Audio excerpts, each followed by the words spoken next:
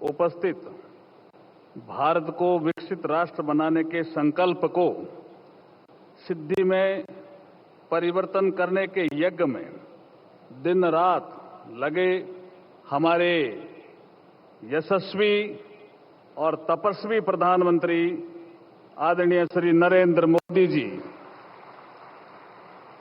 आपका इस राजस्थान की धरती पर बहुत बहुत स्वागत है सर।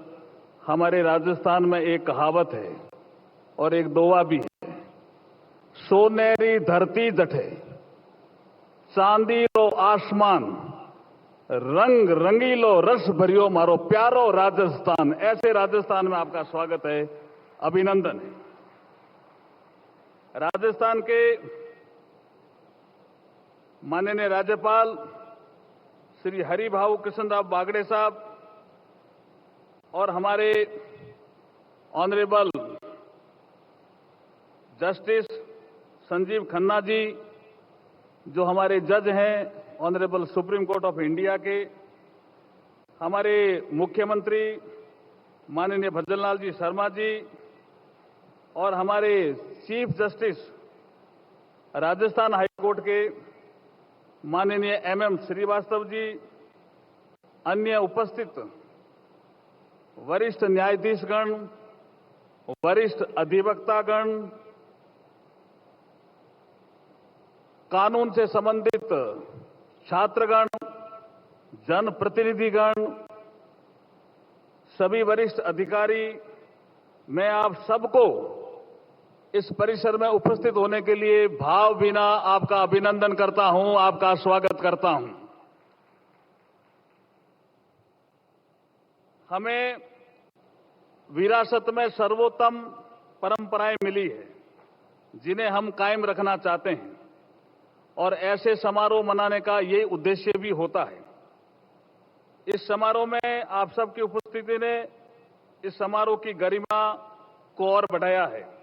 आप सबकी उपस्थिति हाईकोर्ट के सदस्यों के लिए एक प्रेरणा स्रोत रहेगी। मुझे इसमें संदेह नहीं है कि जोधपुर उच्च न्यायालय के 75 वर्ष के अस्तित्व का इतिहास और इससे जुड़े हुए बार के अस्तित्व का इतिहास वो अपने आप में अद्भुत है, अपने आप में गौरवान्वित करने लायक है। ऐसा कहना बिल्कुल उचित होगा कि बार ने, क्योंकि यहां बार एसोसिएशन के पदाधिकारी भी बैठे हैं, बार काउंसिल ऑफ इंडिया के पदाधिकारी भी बैठे हैं, बार ने जस्टिस डिलीवरी सिस्टम में हाई कोर्ट की सहायता के लिए अपना सर्वश्रेष्ठ योगदान भी दिया है। ऐसा कहने में मुझे कोई संकोच नहीं है।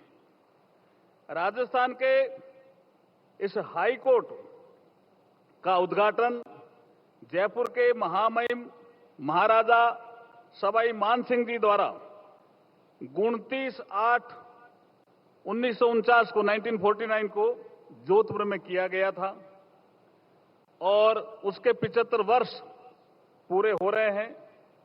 इसलिए अगर हम 75 वर्ष की यात्रा देखें तो इसमें बहुत से न्यायाधीश हैं जिन्होंने अपना बहुत योगदान दिया है, लेकिन जस्टिस आर.एम. लोढ़ा वो इसी हाईकोर्ट से निकले और देश के चीफ जस्टिस ऑफ इंडिया भी बने। मैं उनका भी यहां स्वागत करता हूं। वो टेक्निकली जस्टिस दलवीर भंडारी जी राजस्थान हाईकोर्ट के नहीं थे, लेकिन इसी शहर से थे, इसी धरती से थे। वो इंटरनेशनल कोर्ट ऑफ जस्टिस में न्यायाधीश के पद पर रहे, इसलिए मैं उनका भी यहां इस मंच से स्वागत करता हूं और अभिनंदन करता हूं। ऐसे कई गणमान्य व्यक्तित्व जिन्होंने जोधपुर में वकालत करते हुए विभिन्न उच्च न्यायालयों के चीफ जस्टिस के पद पर कार्य करते हुए भी और भी हैं, जिनका भी मैं इस मंच से सबका स्वागत करता हूं। मैं इस अवसर पर एक और आपको बधाई देना चाहता हूं। हाईकोर्ट के 75 साल हुए, हमारे संविधान को लागू हुए भी 75 साल हो गए। आधुनिक गणराज्य के रूप में भारत की नींव हमारा गौरवशाली संविधान है, जिसकी आधारशिला ही न्याय है। बाबा साहब भीमराव अंबेडकर जी को किसी ने पूछा था कि अगर प्रस्तावना की आत्मा को कहना पड़े तो आप क्या कहेंगे? तो उन्होंने कहा कि लिबर्टी, इक्वलिटी और फ्रेटर्निटी ये हमारे संविधान के प्रस्तावना की आत्मा है।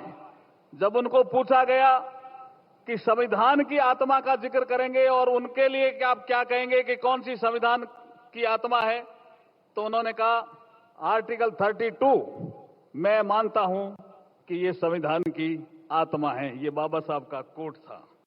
ऐसे संविधान जिसके 75 साल माननीय प्रधानमंत्री जी के निर्देशानुसार हम पूरे देश में मना रहे हैं। हमारा संविधान हमारा सम्मान। एक कार्यक्रम में हमारे chief justice of India honourable doctor D.Y.. Chandrachud साहब भी उस कार्यक्रम में थे। आज उनकी तबीयत ठीक नहीं होने के कारण यहां उपस्थित नहीं है, लेकिन हम इस मंच के माध्यम से चीफ जस्टिस ऑफ इंडिया साहब को भी बहुत बहुत बधाई और शुभकामनाएं देना चाहते हैं, क्योंकि उन्होंने एक बड़ा नवाचार किया है। स्थानीय भाषा और राज्य की भाषा का भी न्याय के क्षेत्र में महत्वपूर्ण रोल होता है और इसलिए इसी को ध्यान में रखते हुए सुप्रीम कोर्ट ने अधिक से अधिक क्षेत्रीय भाषाओं में फैसला उपलब्ध कराना शुरू कर दिया है और ये honourable chief justice doctor D.Y.. Chandrachud साहब की पहल है। हम आपका बहुत बहुत स्वागत और अभिनंदन करते हैं। मैं गर्व से कह सकता हूं कि राजस्थान हाईकोर्ट जोधपुर भारत का ऐसा पहला हाईकोर्ट था जिसने 1950 में संविधान के आर्टिकल 348(2) के तहत अपनी कार्रवाई हिंदी में करना शुरू कर दिया था इन 1950s।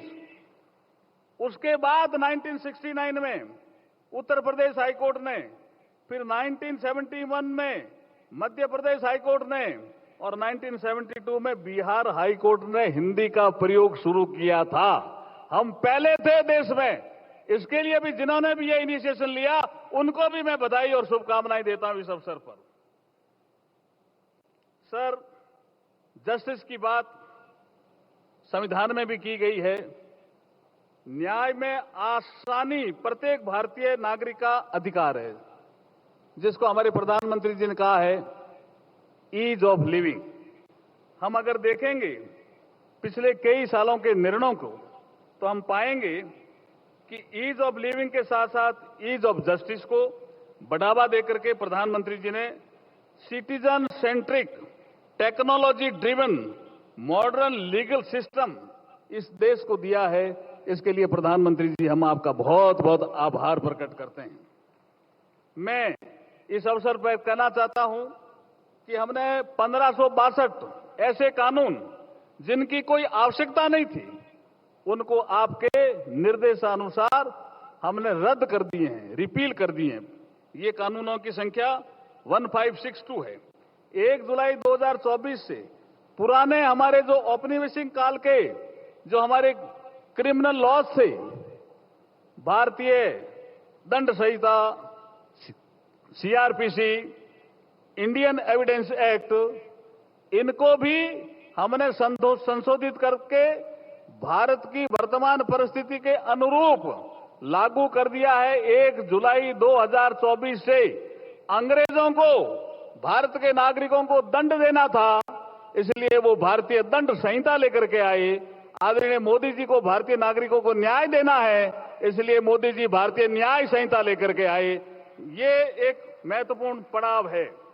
मैं इस संबंध में पुनः आप सबको बधाई देता हुआ, अपनी शुभकामनाएं देता हुआ, अपनी वाणी को विराम देता हूं और एक 75 साल का जो ये इतिहास है, इसमें न्याय तंत्र में जो विश्वास है ये हमेशा बना रहे और बना रहेगा।